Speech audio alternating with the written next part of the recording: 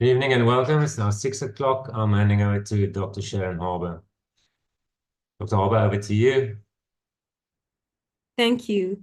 Good evening, colleagues. My name is Dr. Sharon Harbour, and I'm the chairperson of the Summer Women's Wing. I'm also a summer director. It is my pleasure to welcome you to this evening's webinar, where we discuss the role of mentorship for women in medicine. The field of medicine has historically been male-dominated, and while the gender gap is narrowing, women still continue to face unique challenges. These challenges are not merely the long hours or the intense demands of the profession, but they're also about navigating a system that was not originally designed with women, with us in mind. This is where mentorship becomes essential. And we know that mentorship is not just guidance, but it provides a support system. For women in medicine, having a mentor means having someone who understands the challenges of balancing work and personal life, and who can offer advice in career advancement and help navigate often complex dynamics within the medical institutions. A mentor is also a role model. They embody qualities of resilience, of compassion, and excellence that we all strive to achieve. They show that it is possible to overcome obstacles, to excel in our fields, and to pave the way for the next generation of women in medicine. Now, mentorship is not just a one-way street, but there are also benefits to the person who is doing the mentoring. So as much as the mentors provide the wisdom, but they too benefit from receiving a fresh perspective, energy, innovative ideas, and the innovative ideas that mentees bring. This dynamic relationship fosters a culture of continuous learning and growth, and this is essential for the progression of the medical profession. Ladies and gentlemen, welcome to our webinar this evening. Some ground rules before we begin. We will be having a Q&A session at the end of our panelist discussion. And at the session, please feel free to ask, or throughout the session, please feel free to type your questions, and these will be answered throughout our session. So as I alluded to, this is a panelist discussion, and so we'll be having two remarkable women as our panelist members this evening.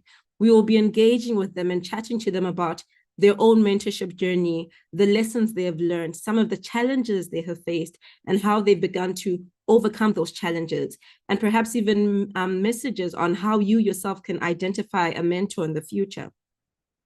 But sit back and relax and feel free to type in your questions as we go through our webinar.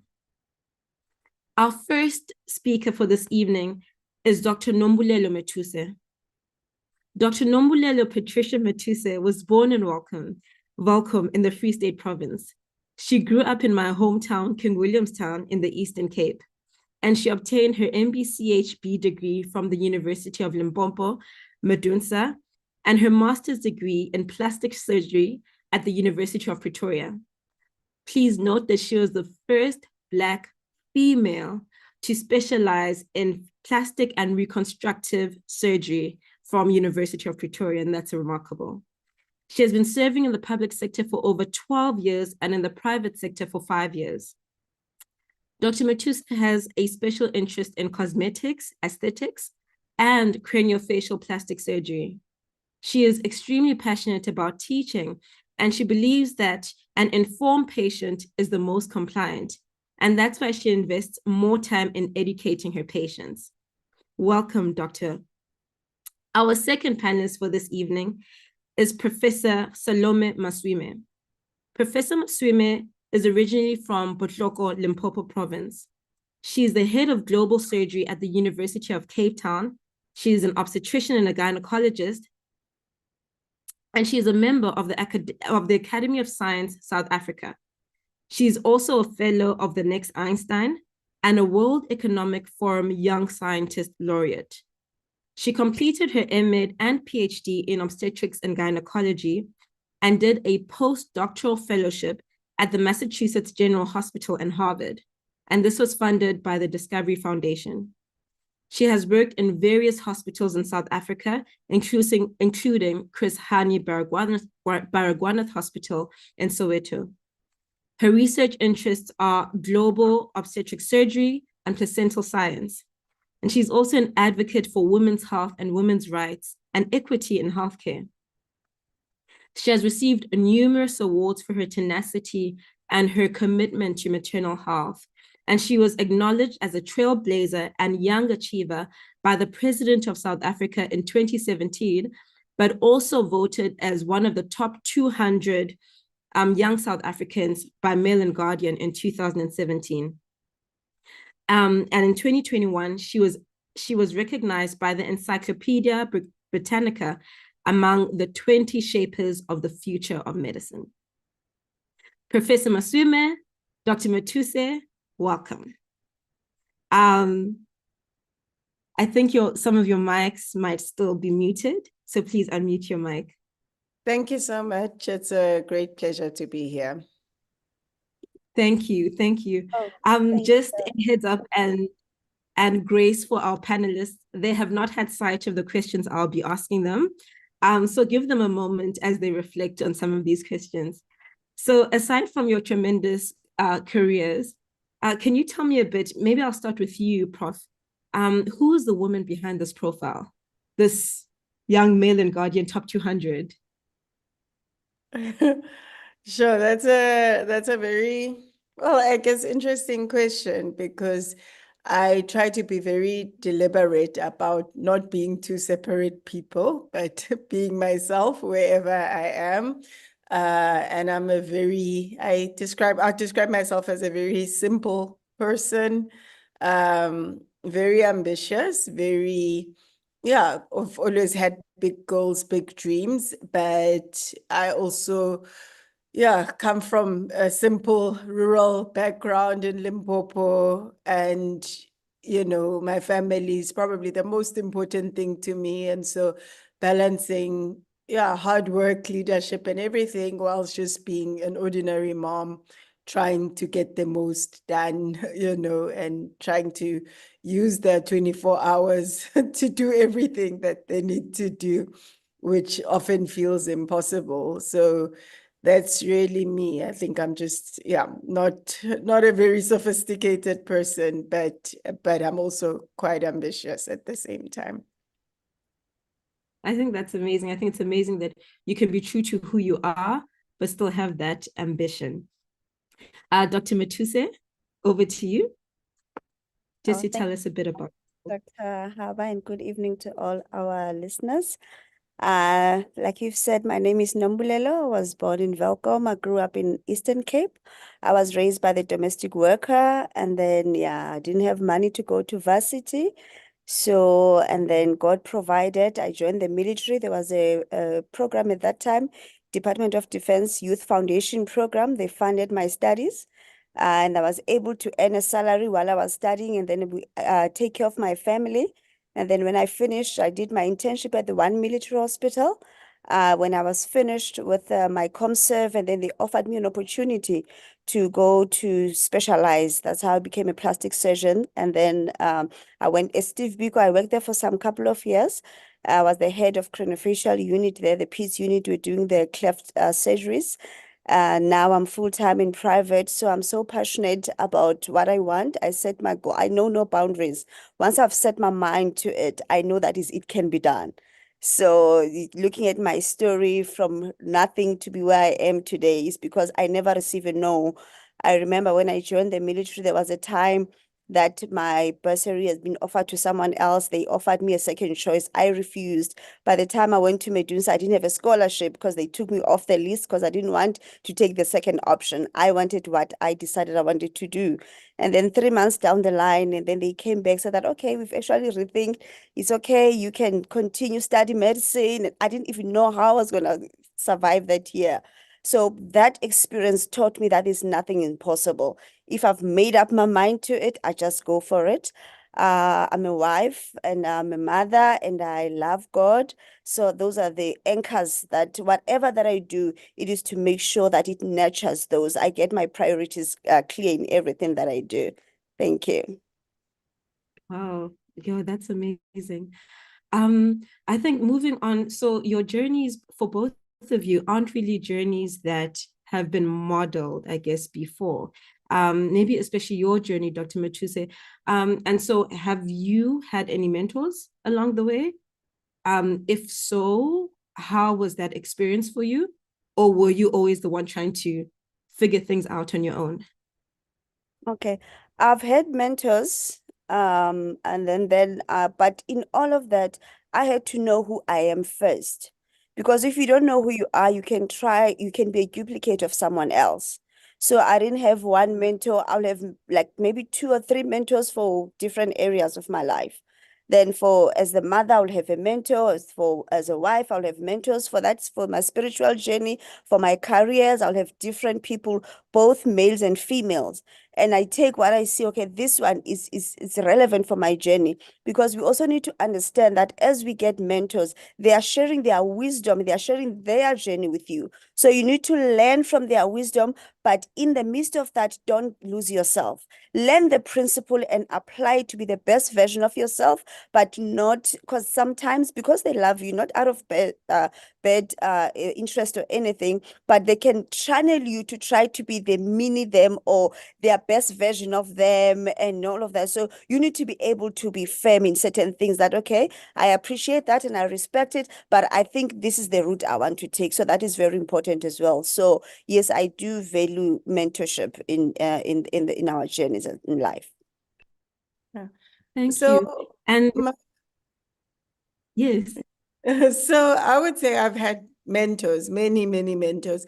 For every stage of your life, you'll need a different mentor and a different type of mentor. And that's just been my journey. Because like when, starting varsity, trying to decide who you are, what you want to be, where you want to go, it's not the same person who is mentoring me now when I'm thinking, okay, I'm a professor now, what's the next thing I want to do with my life? And so as you go through the different stages, it's not easy to figure it out on your own, especially as a Black woman where you might be the first, first in your generation, first from where you come from. Sometimes navigating these spaces, you need advice, you need people who believe in you, you need people who are going to mention your name in boardrooms and in places where you may not reach. And so through every stage, I found that it's important to have a supportive circle, firstly of friends, and then mentors, people that are older or more experienced that can give me advice and navigate how to go about things. But most important, people that believe in me and see potential in me, because the world is ready to tell us that no, not yet, not you. And sometimes having a mentor, somebody who says, yes, you are the right person for this opportunity, helps you to believe in yourself and helps you to navigate the path that you need to go through. thank you, Prof. I think you've touched on something very important. And I think even for the viewers, they can see three Black women. I think those are very challenging being a woman, challenging being Black. And now you're at UCT, which I know that they're somewhat progressive, but certainly has some challenges. How have you been able to navigate being a Black woman in that kind of space? Yeah, it's yeah, you like the difficult and the challenging questions, I'll say. But UCT is a very interesting place. So I've been at UCT for the last 5 years, going on my 6th year now. I've honestly had a wonderful time in the spaces that I've been in. I came in as an associate professor with a job description to develop global surgery into a new discipline. I was able to establish a division to become the founding head of that division. And since then, I've had many successes and supported by many people from my own department, from the faculty, from the office of the vice chancellor, especially when I came in. So I've navigated many spaces and different roles and spaces, but I've also had a lot of challenges at the same time, and, an example will be when I walked in, out of the, I think, 11 heads of division that were there, only one happened to be female and happened to be a white female. So it wasn't just walking in as, I'm a Black woman. It was walking into a department that was very male dominated.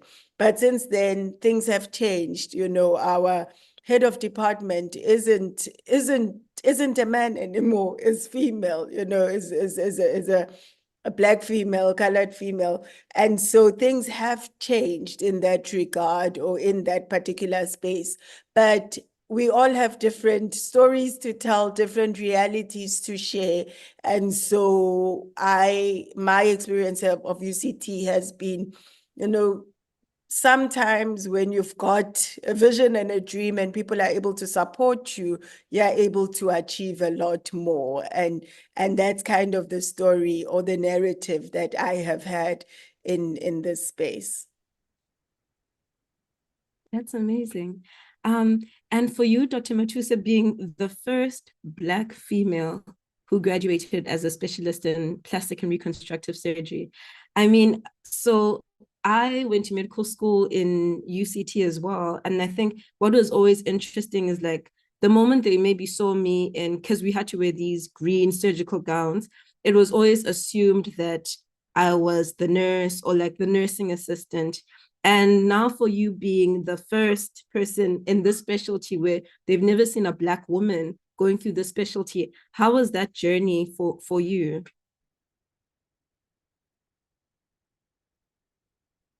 You're muted. Oh, sorry. Can you hear me now? Yes. Oh, okay.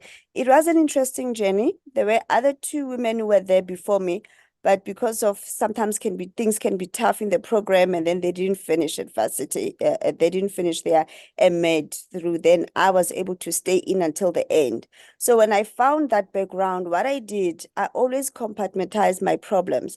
I've got a theory of 3 circles of life. So I will take the problems or the challenges this is primary, this is secondary, and this is tertiary.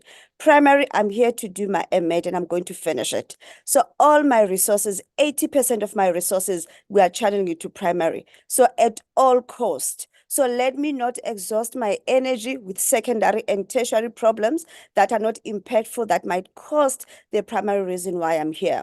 And then I had to learn not to take anything personal, even when someone else meant it to be personal or to offend me. But I decided that that's not what I'm here for. I have enough energy to make sure that I finish on record time. These other things, I can entertain them later when I'm done. And then the secondary part, the second circle is where now these are the things that will have to confront me. So I'm only going to react if you confront me on those things. And even there, I'm not going to exhaust the energy. And then the tertiary issues, those ones, I know that, you know what, I don't have the influence and the power to tackle this now. Let me get what I need to get, and then I can correct the injustice later. Because sometimes it's very easy to be consumed with all the issues as a registrar, running around and giving attention to, and then you are emotionally exhausted. You don't have time to finish your research. You don't have time. You are in a bad mood. You can't study and all worked up. And we already have a lot on our plate as a registrar. So you don't need that. So that's what has helped me to channel my focus, to know that at all costs, I'm going to finish. If it means that there was a time we didn't have a head of department. Like, I'm going to go to for academics at Vets. I'm going to go to Medunsa. Let me interact with others, because this is like the primary reason that I'm here. And there's nothing that is going to stop me to get it at the record time. So that's what has helped me to navigate through the challenges that were there. Thank you. I think one thing that I'm hearing from both of you is the importance of being goal-oriented, right? And not letting the distractions come. And I think perhaps we can say that maybe I'll lump myself with you guys in the terms of being a Black female in medicine, who's trying to be a pioneer. So within our field, there will be those distractions. And perhaps even for, let's say, the white male, there'll be his own distractions, right? So everyone's got their own distractions, but what is your focus? What are your ambitions? And I think that's an important lesson to be aware of. And I think I also like what you said about being aware of what is in our power, right?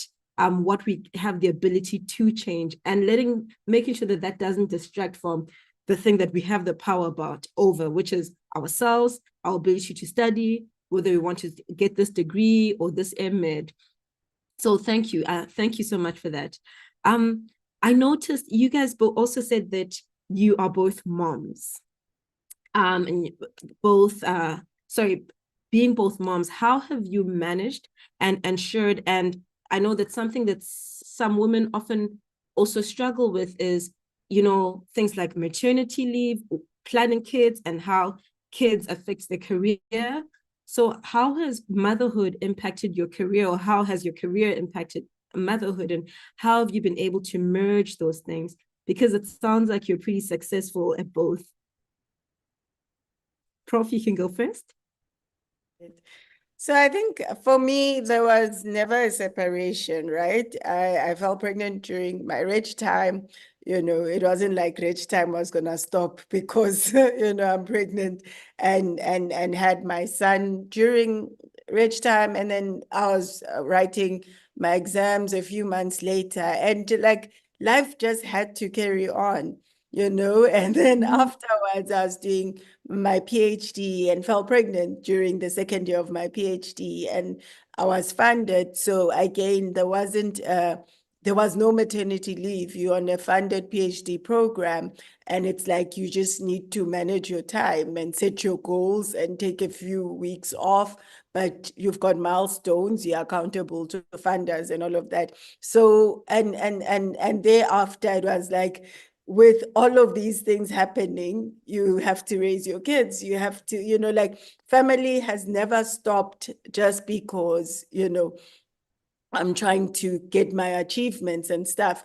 But also it's, work also doesn't stop just because I'm trying to be a mom and a wife and all of that. Like, I didn't take a year off to say, now I'm married, now let me do the wife thing. You continue doing everything at the same time. And for me, the most important thing is to be present when I am present. And so whether I'm at work and trying to get my work done efficiently, I need to be fully there and fully part of it.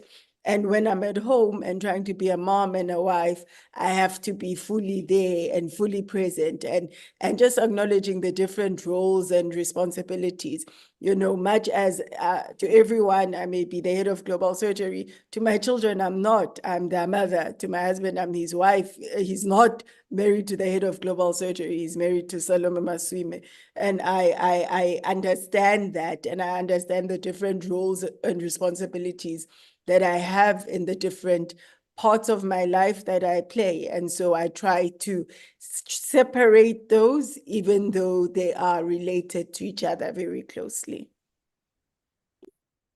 Just to follow up on that, do you think there's such a thing as life-work balance?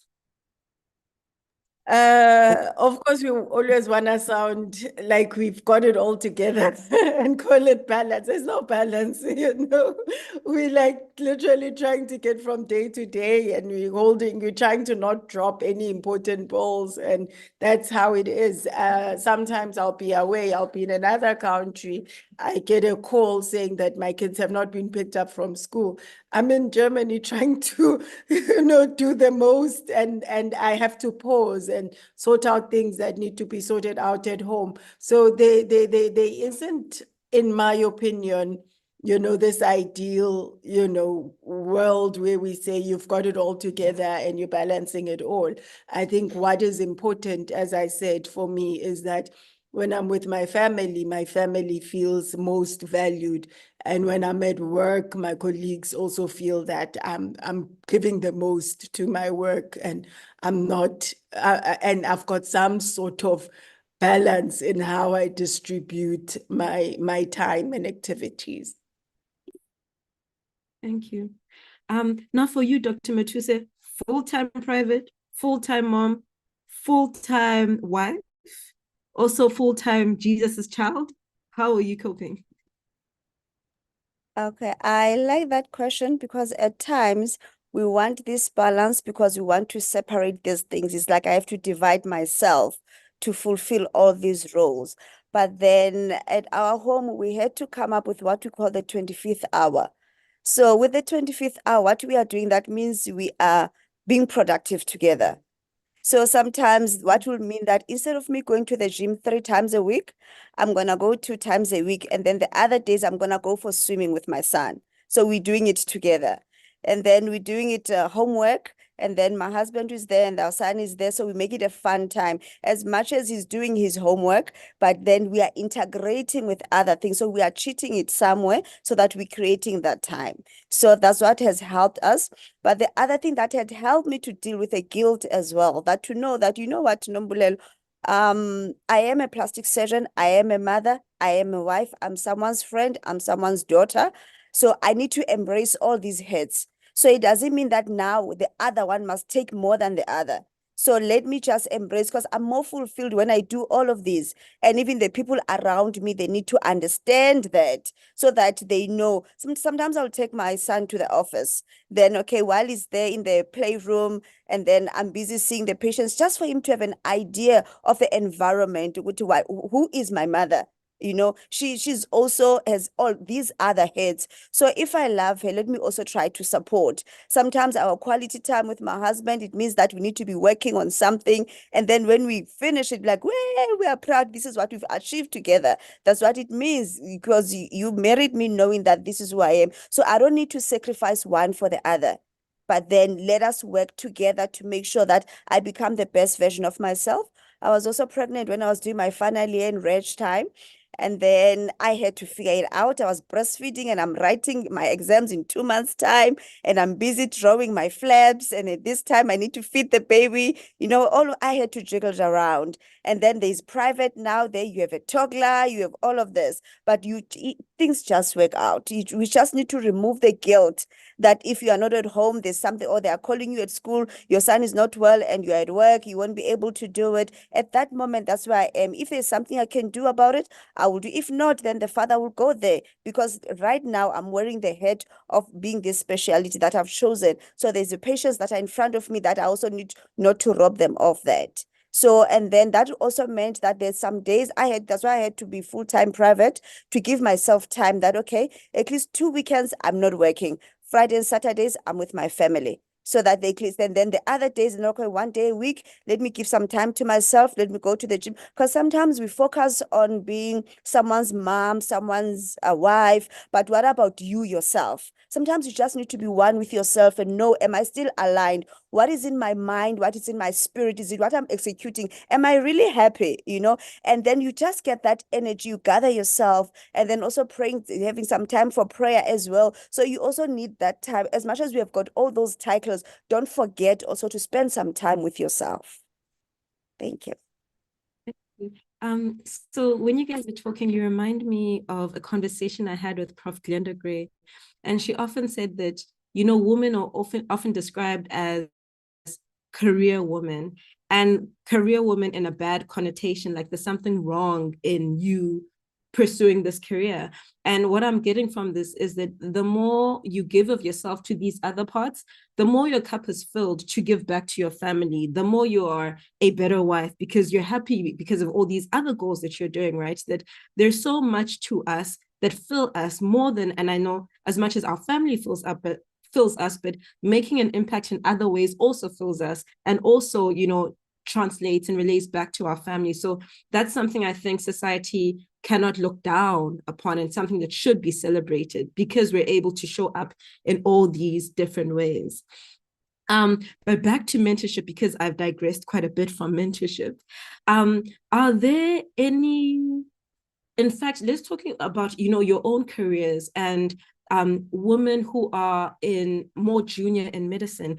Are there any maybe leadership courses or things that you did to invest in yourself to prepare you for the different roles that you're taking on now? Or was this always a mainstream, you know, rich time, then you went to private, or then you went back to the university? Are there any particular courses or any other ways that you would advise in young women doctors to invest in themselves?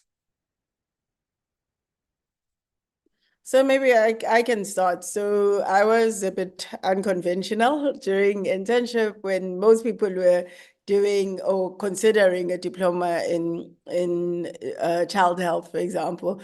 I did a diploma in project management with Varsity College, and that was just my mind was like that felt like the type of thing that I needed at that time. And then fast forward, did my obstetrics, MMed, PhD, and postdoc. But then I did a qualification with MIT, a certificate called Leading Organizations and Change. That time was a significant time for me because much as I saw myself as a leader, becoming a leader, I wasn't typically the person who was being offered leadership development opportunities. And I actually had to go out and look for something that would then, sort of where I would learn more about leadership and what leadership means. Since then, I've done, a few other things, like I did the Young Physician Leaders course. I did, program management last year, but some of this aligns with kind of the work that I'm doing because it has to do with surgical leadership, healthcare leadership as well. So much as I was initially doing these courses to capacitate myself, I then found that it has also given me insights as well with the work that I actually do. But often, yeah, it is the realities that you might not be given these opportunities unless you go and look for them and request time off and request leave and look for funding to develop yourself. Because often you're not the typical person that people are looking for when they say this is the next generation of leaders or professors, etc. And so it's important that you always run ahead and look for what do I need for myself so that I can step into these positions one day. And for you, Dr. Machuse, I know your specialty is very competitive. So are there things that young females can do to distinguish themselves? Okay. In terms of after you've completed as a plastic surgeon, it is always great to get the mentor, and then from there you can do the fellowship, just so that at least you just harness your skill and then to perfect things, because it's very broad. We work from head to toe. We work with almost every discipline. You can be reconstructing, you do cosmetics, even cosmetics on its own. You get people that are only specializing in facials, they want to focus on that, or body sculpting or breast. So it's very diverse. So you just need to know what is your passion. And then from there, you can get mentorship because it's more hands-on. So most people, they'll just go for fellowship to be able to do this. So with me, I didn't do any formal fellowship, but then I will shadow my mentors then so that I can be able to just learn from what they are doing. And then most of the skills that I've done outside of it was not really in medicine or related to plastics. Like I said prior, that I'm a soldier. So I've spent 2 years doing my military years, doing like your officers' formatives in the shooting range. So yeah, something completely different to this. So that is more of the leadership courses that I've done. It was more in the military as a senior officer. So I'm a major there in the military. So those are the courses that I've done, but it's something outside medicine. And for you, those courses, was it someone telling you, or was it of your own volition?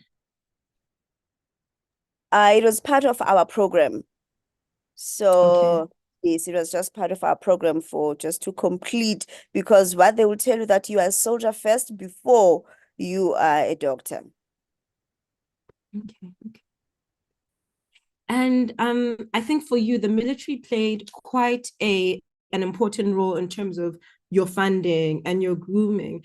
But are there any, I mean, for both of you within your circles, are there any supportive professional networks that you would advise some of the female doctors to become a part of so that they can have, start having some of these conversations outside of the workplace?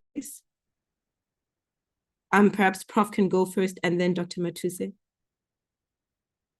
Yeah, I think there aren't enough of these things, and so in myself trying to find people like me, about 7 years ago, we established the South African Clinician Scientist Society, and that was the time where I was like, okay, I'm a clinician doing a PhD, really interested in a scientific career, and meeting wonderful people that were doing amazing things, and it all felt like, okay, we need to create something for people like us and create some sort of home for people that are thinking like this. And so, I make that as an example because in trying to look for those circles and networks, some of us along the way have had to create some of these platforms.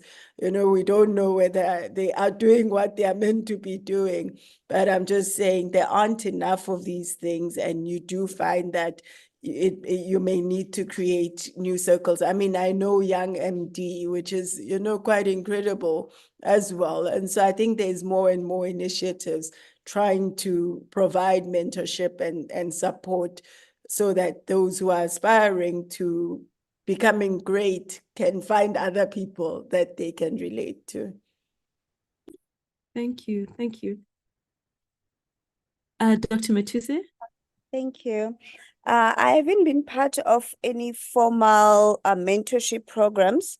Mostly it will be learning through individuals that are mentoring me, or integrating or meeting other like-minded individuals within the medical facility and also outside, like in the business orientated spaces, attending the seminars, just seeing what is happening around the world globally. And then I'm currently studying my MBA. So those are kind of the platforms that I've been part of, but not any formal mentorship programs that I know of that I can recommend. Okay. And sorry, I think maybe just the last one from myself is, now you're touching on networking. I think for you guys, before we move on to the questions from our guests, is do you have any tips? So yes, there may not be a lot of some of these, let's say, well-defined professional networking groups, but when we find ourselves within these seminars or within these conferences, what are the things that we need to keep in mind in terms of the people that we're interacting with? Maybe Prof first, and then Dr. Matuse, and then next Dr. Matuse will be first. Cool. So I had attended a course around 2017 on grant writing or grant applications. And one of the tricks that I learned in that course was the 2-minute pitch or the 3-minute pitch, the elevator pitch, that like when you meet someone, you need to be ready. If you bump into Bill Gates, you need to have your pitch ready to share with him in an elevator moment. But what was nice about this was that in that class, you actually practiced it and practiced it over, and people could give you feedback.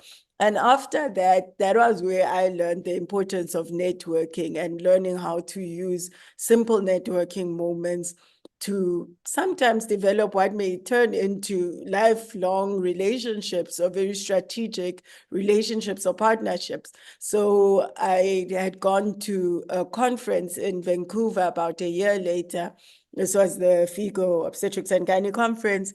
And I met, sort of a team from Harvard. They were presenting the research that I was interested in, and that simple act of, you learn, you have to have a business card, go share your business card, take a few business cards after, do your 1-minute pitch, and then follow up with an email.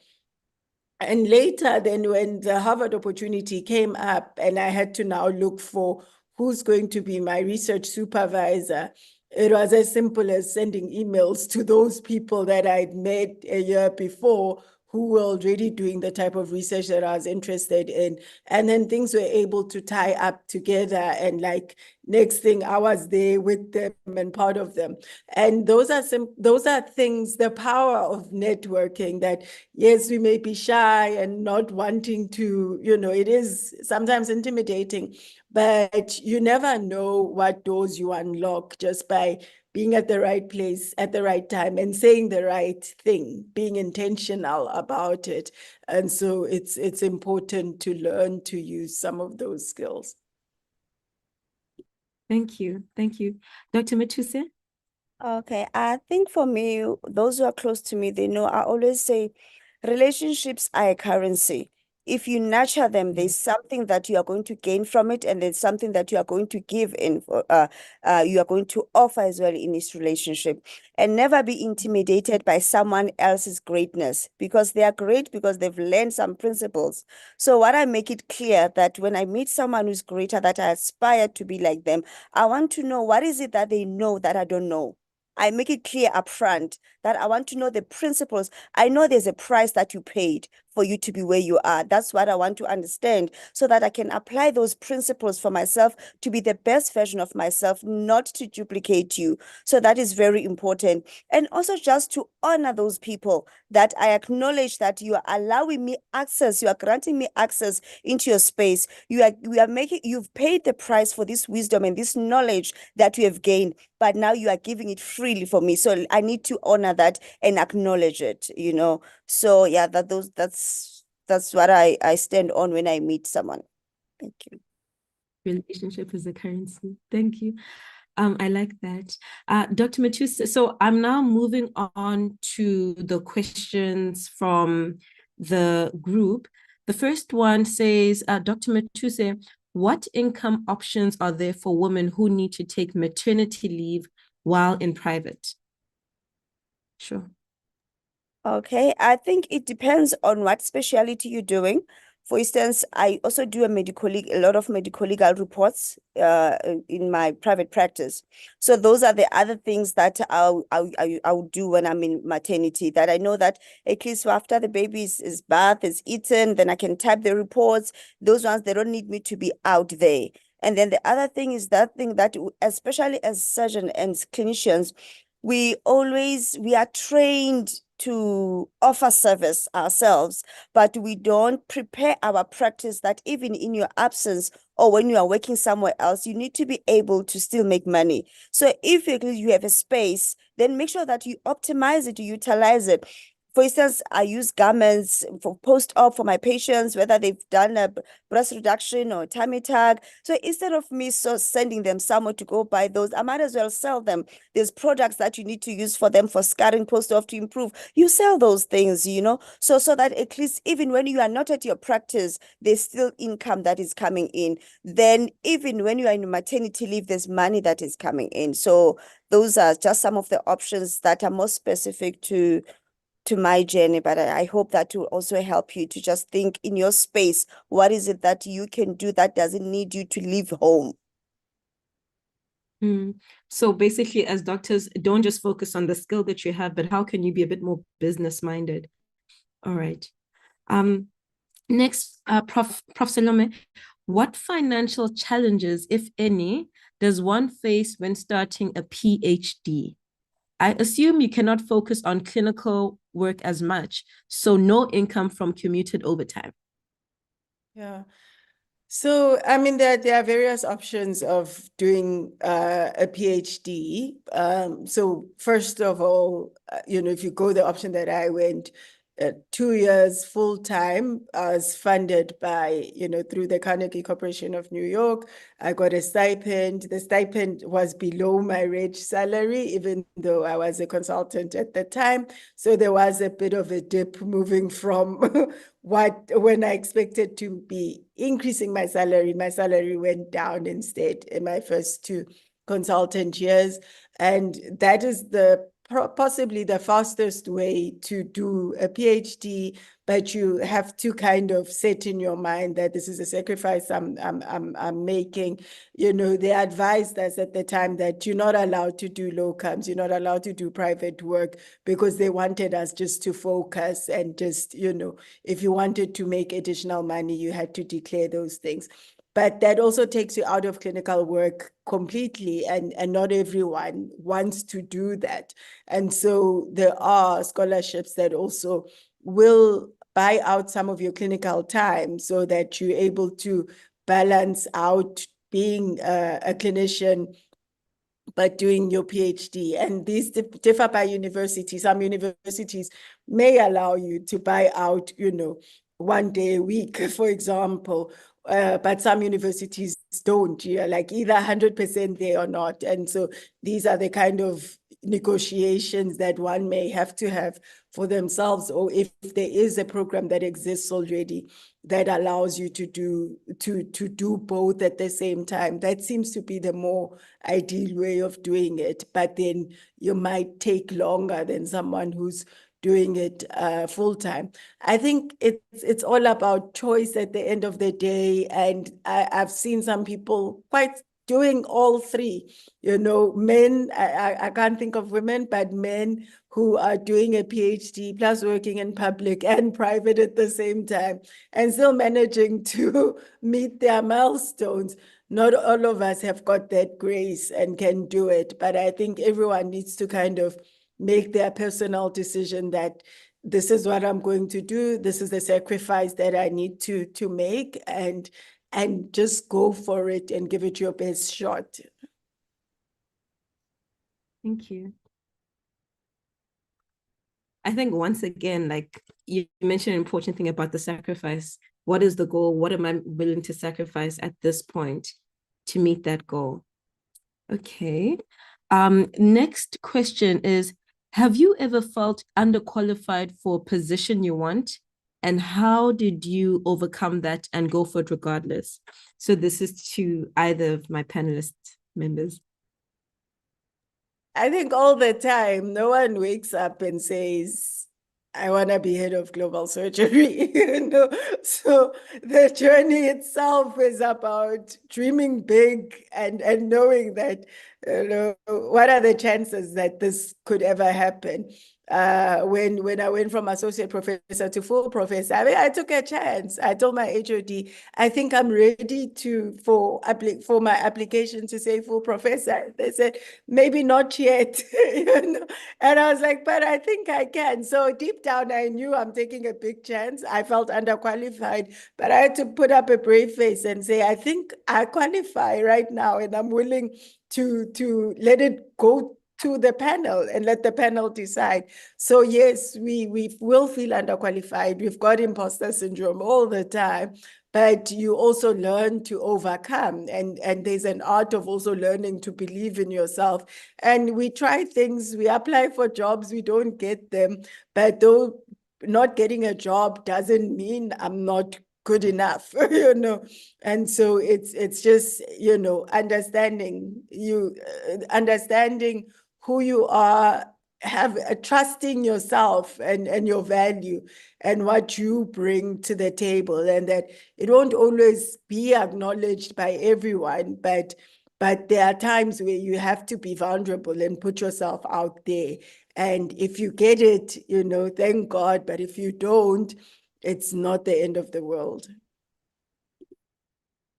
I really admire that trust in what you bring to the table. I think that's so important. And I think a lot of times, because they always talk about, how men see themselves versus how women see themselves. And a lot of times, this is maybe just a random example, is I'll bring my husband into it. Like if you ask him what he's done, he'll be like, oh my gosh, I washed that plate.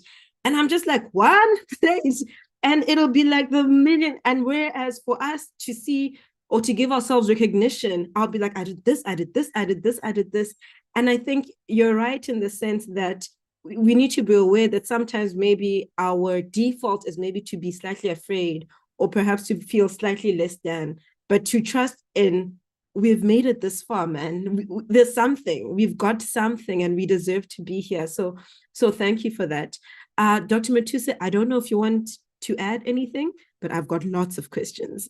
Okay.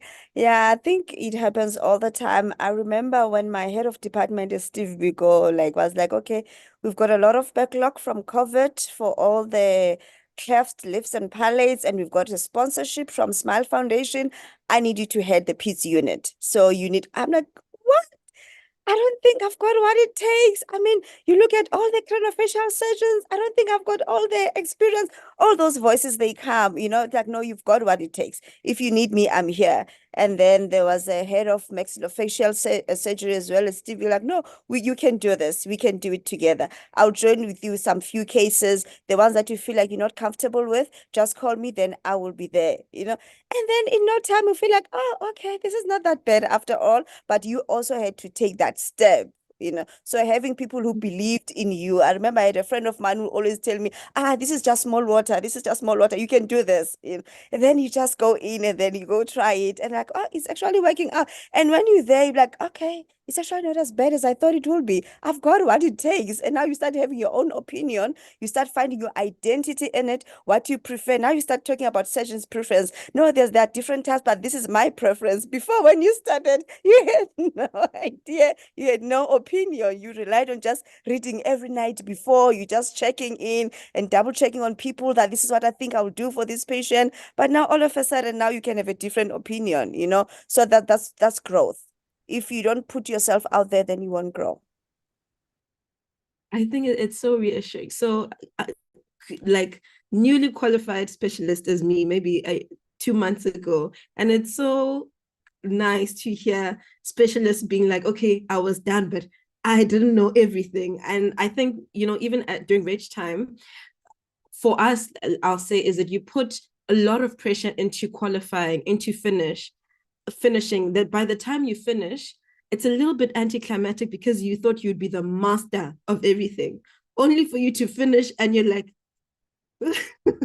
independence, oops. So yeah, thank you. And I think that's just a reminder that it still helps to have that support. And I think we should still cherish whatever support that we get. And maybe even the fact that maybe we don't know it all doesn't mean that one day we won't know it all, you know?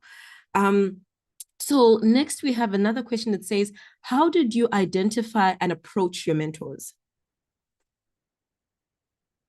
Dr. Matuse can start, then Prof. Salome can go. Okay. Most of the time we'll just have similar, there'll be something that I admire about them. I remember my other mentor when I was still at one military hospital. She was very strict, you know. At that time, I was like, oh my God, I admire this woman, her work ethic and all of that.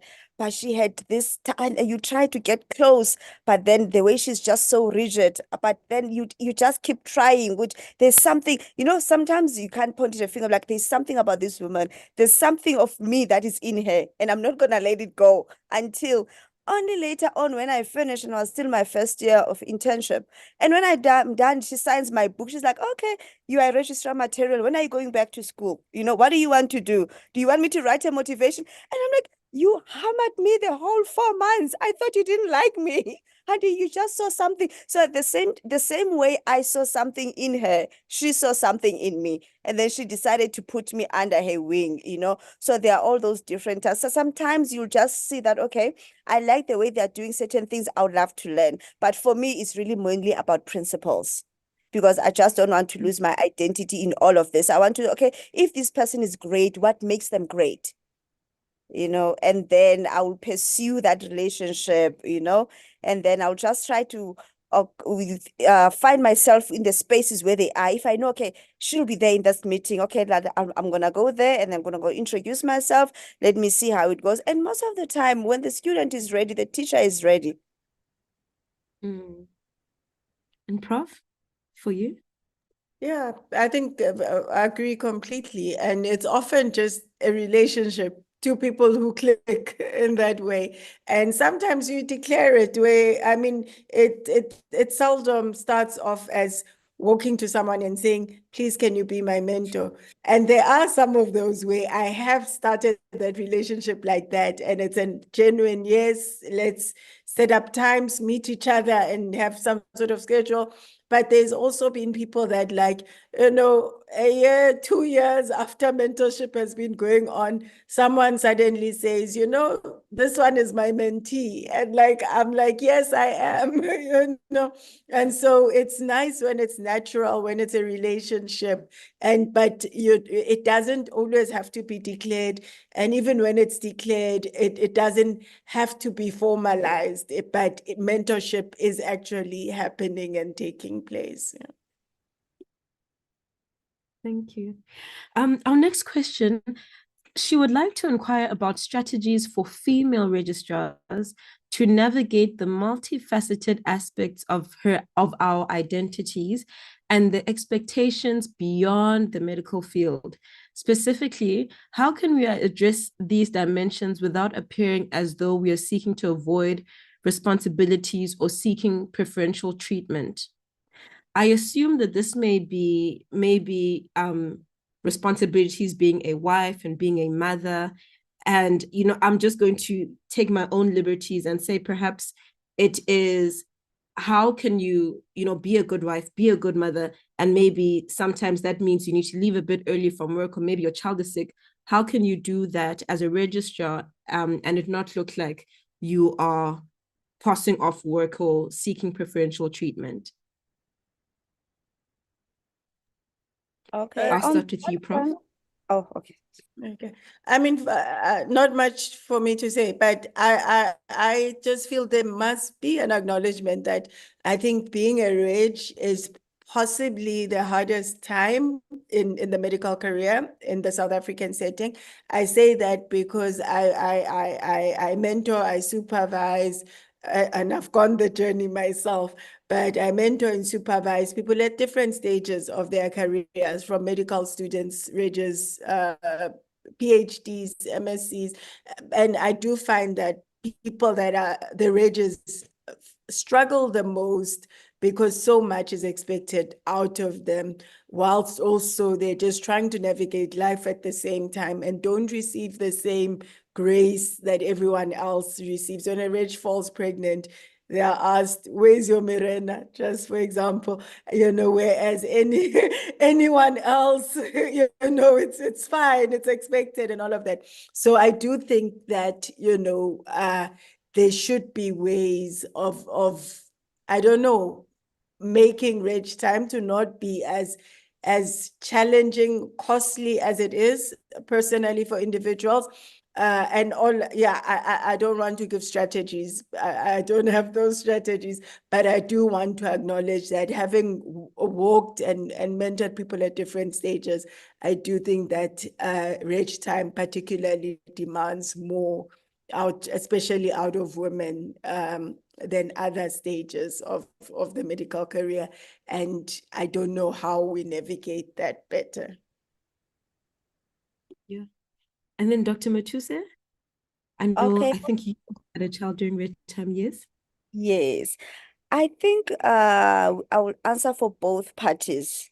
The ones you have to do your work when you are away, and also the ones now you have to be the one asking, I think the relationships is very important when you are a registrar. If obviously your child is not well, you won't be able to do your calls. The manner how to approach it is very important, because we know as registrars that if you are not there, someone has to do the work. But at least if you call and say that, okay, can we please swap our calls, and then maybe, yeah, my son is not doing well, would it be possible? So at least by the time it comes to the consultant, there is a solution that I won't be able to come. I've asked so and so to stand in. That shows a bit of responsibility. It becomes an issue at times if it's like, okay, I'm not feeling well today, and then it ends there.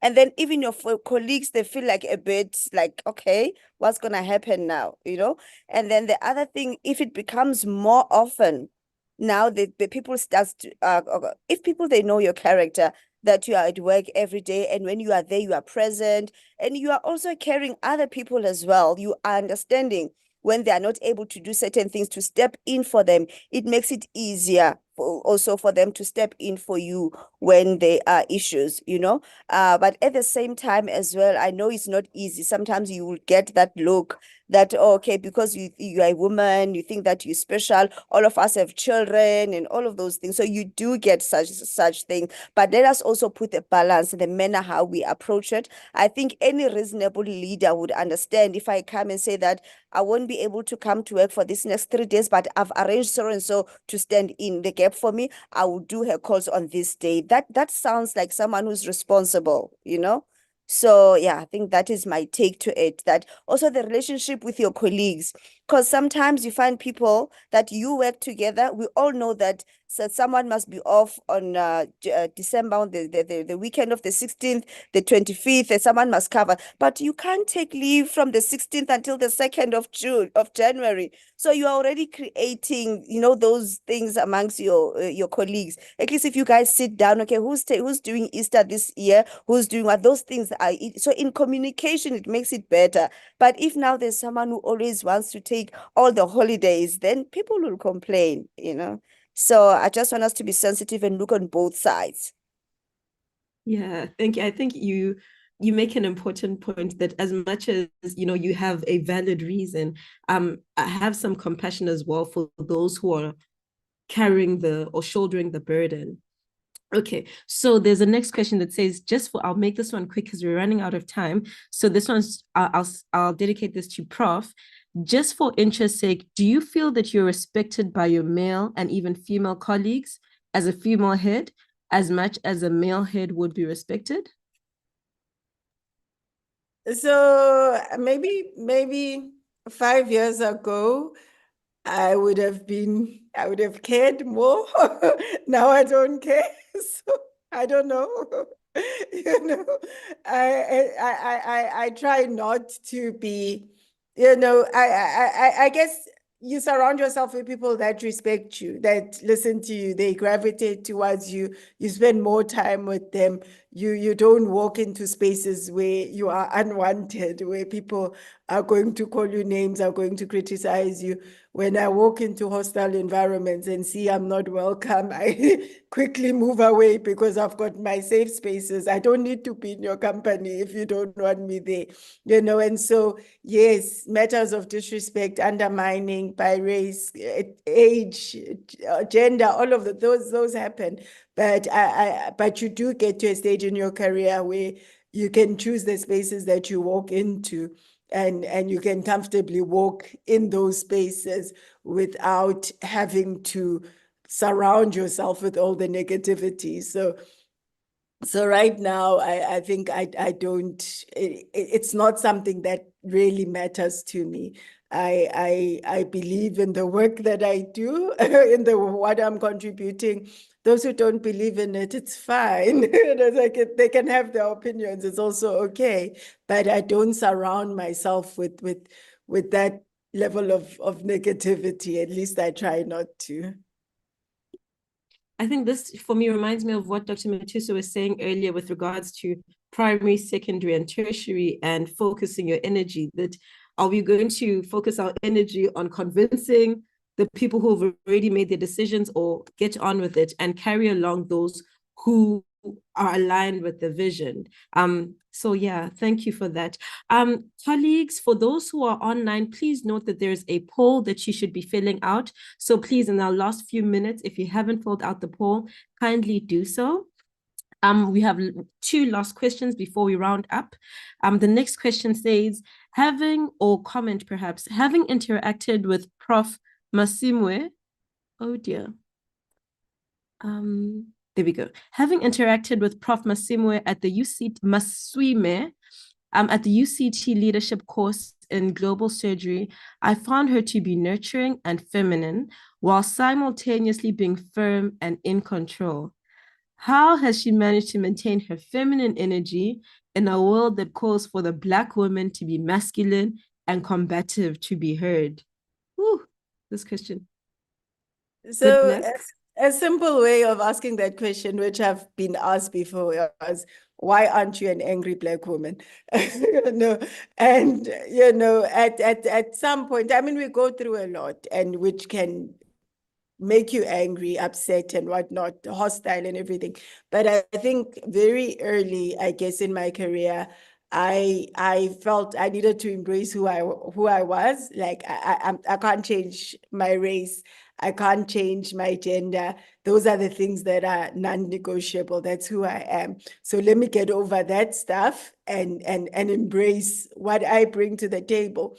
I'm not going to come with this extremely deep voice, and it's not in me. And let me be the best version of me. I think that's what Dr. Matusa has been saying all evening. be the best version of yourself. And in that version of me, there's the femininity, there's the woman. And I chose, yes, let me wear my high heels. Yes, let me wear my short dress. If I want to wear my short dress, let me do my hair. And that is part of my superpower. You know, you can all find your own superpowers, but my femininity, I felt like it makes me the better version of who I am. And without compromising, I know when to say no. I know how to draw my boundaries, but I can still be the woman that I am and still be bold and brave, ambitious, and all of those things. So I guess it's more about one embracing who they are, loving who they are, and expressing themselves as they are. I'm sorry, Dr. Mathis, I saw you smiling there when she spoke about hair and heels. Do you have anything to add regarding how we can maintain ourselves and not be the angry Black woman? Okay, I think it's not surprising that as a plastic surgeon, I'm obsessed about an image. So, and I see an image not as beauty, but a reflection of who I am. So what you see on the outside, it reflects who I am on the inside. So that is the nucleus of my practice, that I want to understand, okay, who are you? Why are we doing what we're doing? So if we start to live from inside, not from external, otherwise you'll always be reacting and reacting. Refuse to react. Have the agenda, bring in your own environment, wear your attitude, and just be there and just be yourself. Those that you are supposed to impact their lives, they will accept you. And those that you have no business with them, and then they'll reject you. And then that's okay. Life carries on. That's who you are. So never allow anyone to define you because they don't know you. You are the one who's supposed to reflect to them and tell them who you are with your actions, with your character, and all that you do. So I never allow anyone to define me. I will tell you who I am by what I do, how I wear, everything that I do. I'm the one who's supposed to define myself in this world because I believe that I'm a gift. So if I'm a gift to this world, then I must just be myself and not try to be someone else. That's remarkable. Okay, ladies, the last question. How do you prioritize? Prof, and then Dr. Matuse. So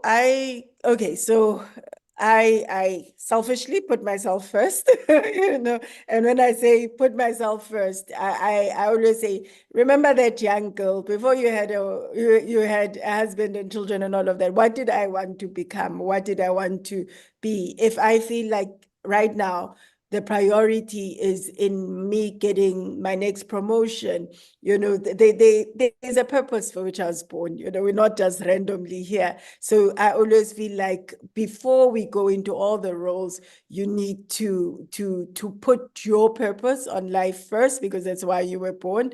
You need to be the best at what you do and prioritize the things that you are meant to fulfill with your life whilst you're alive.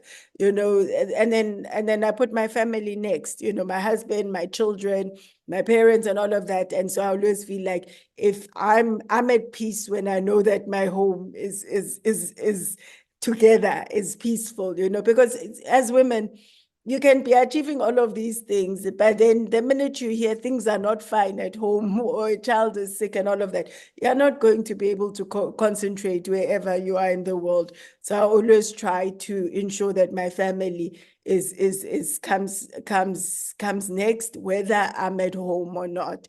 And then afterwards, then looking at all the other things and choosing to say, I can't be all things at every time, and I can't be all things to everyone. And so sometimes I'll stop doing something so that I can do something else. But what's important is that, I'm able to sleep peacefully at night. I'm not overstretching myself. I'm not frustrated and miserable because I'm trying to be everything to everyone. And so that's kind of the framework I use for myself. And for you, Dr. Matuse? Okay, for me, my priorities, I've got the constants and then I've got the seasonal. So the constant ones, that's when it will be God, it will be me and my family. and then all the others then can be seasonal. So what that helps me, it helps me to focus. My brain works easier if I just put things in compartments. Then I can know how to channel the energy. So I know that whatever that I do that is seasonal, it must never affect the constants negatively, because this is where I draw the energy. This is where I draw the strength. This is my foundations, And then from then, the others now, they're seasonal, the priorities. When I was a reg, the important thing at that time, it was for me to make sure that I spend time to make sure I finish this degree. But now that's not who I am now. Now I'm building my business. Even the building of the business, okay, there was a time it was more of the clinical, but now we're moving into a next phase now that, okay, we're expanding. This is what we're doing. Oh, okay, now the 10-year plan, this is where we're going. So they are really, it depends what stage am I on the seasonal ones, but the constants remains constant. That one is non-negotiable. That is excellent. Ladies, from both of you, I'm just going to give you maybe a minute just to say your final remarks as I round up. Dr. Matuse, final last words that you want our 200 participants to be aware of, 142 participants, yes?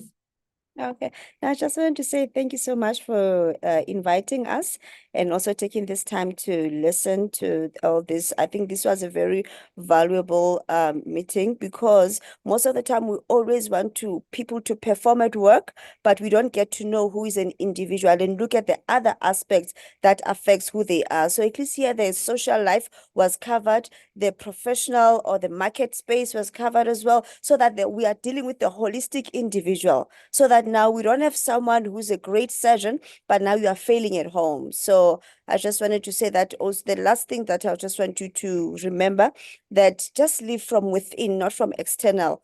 Don't be easily influenced. Do not just react to everything. Just be focused, and then anything else is possible. Thank you. Thank you, Dr. Matuse. And Prof. Maswime? Thank you very much for this wonderful meeting.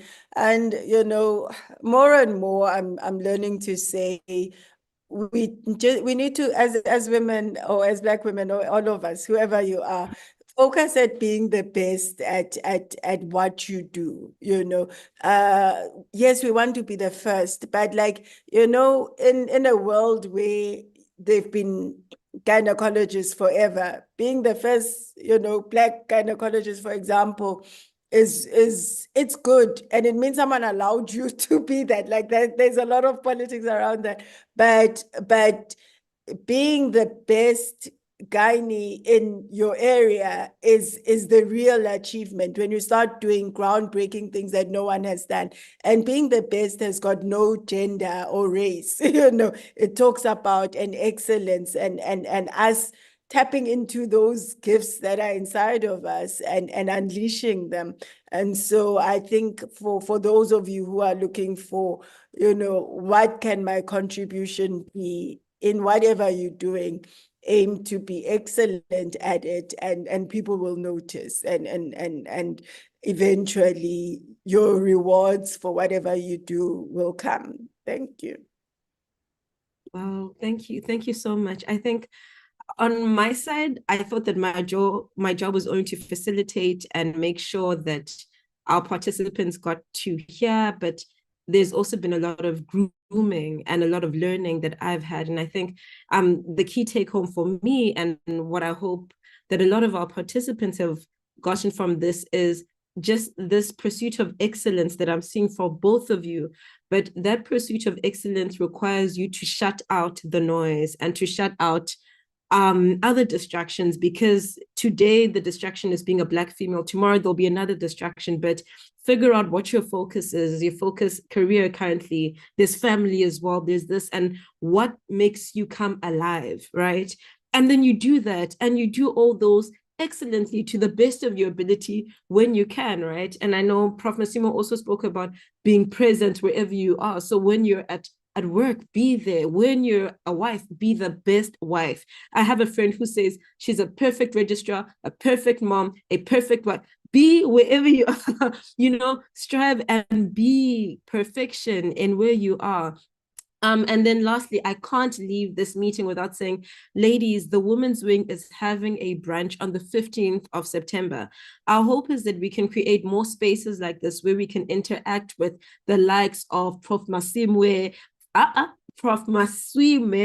and Dr. Matuse, and other individuals who are doing amazing work. You know, a lot of times you might not have time in the ward round to have these discussions, but this will be an opportunity for you to bump into these women who are doing excellent in all these various aspects. So please watch out for the emails, watch out for the posters, they're coming up.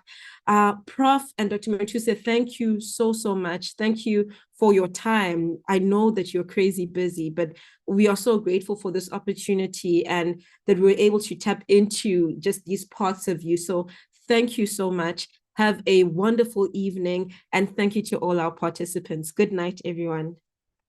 Thank you.